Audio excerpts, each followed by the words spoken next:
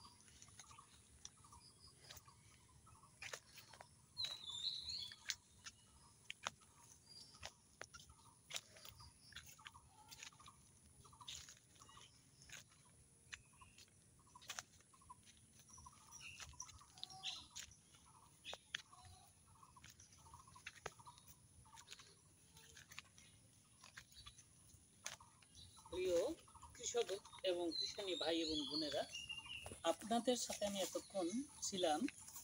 আমি পিজিৎ কুমার আচার্য, সহকারী কৃষি অফিসার। আমার সাথে আছে ফয়সলের ছোট ভাই।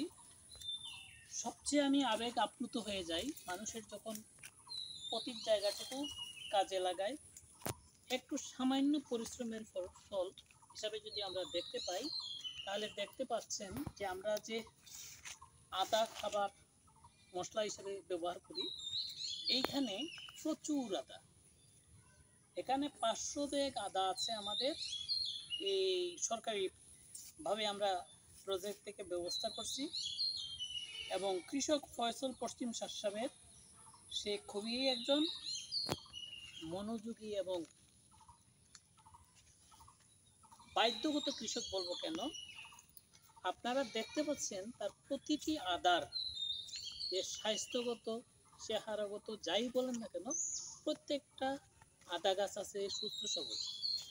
এখন আমি আশা করছি যে আমরা যদি এইভাবে প্রতি জায়গা, যেমন পুকুর পাড় আছে, পুকুরে মাছ আছে, তারপরে এই যে মাছের খাবার দেওয়া হয়েছে সবুজ জাতীয়, সেই খাবারের পাশাপাশি আমরা যদি লক্ষ্য করি, বাড়িটা কিন্তু পরিত্যক্ত বাড়ির মতো মনে হচ্ছে।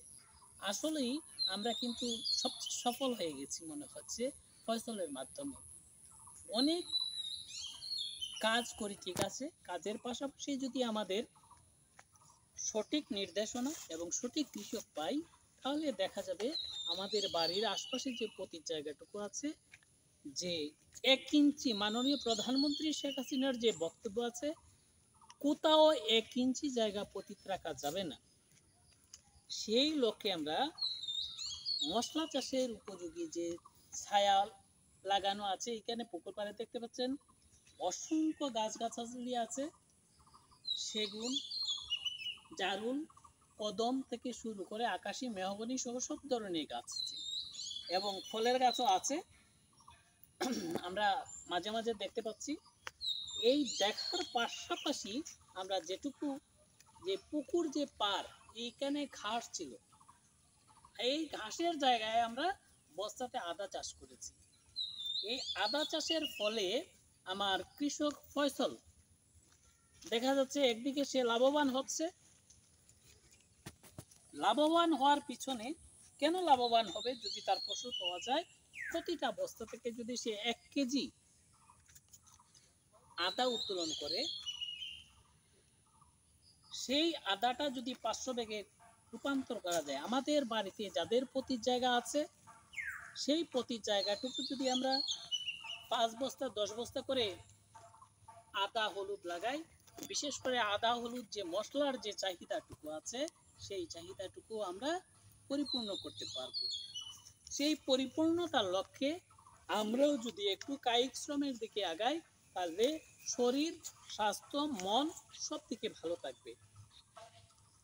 আপনাদেরকে আমি বিনীতভাবে অনুরোধ করব, আপনার বাড়িরও যেন কোনো অংশে পতিত না থাকে, ফয়সলের মতো যাতে আপনিও কৃষিকাজে উদ্বুদ্ধ হন।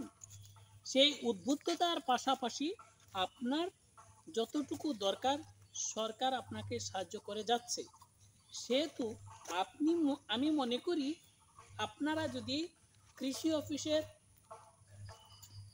সাথে এগিয়ে আসেন, আমরা আপনাদেরকে লজিস্টিক যত ধরনের সাপোর্ট আছে সব ধরনের সাপোর্ট আমরা করে যাব।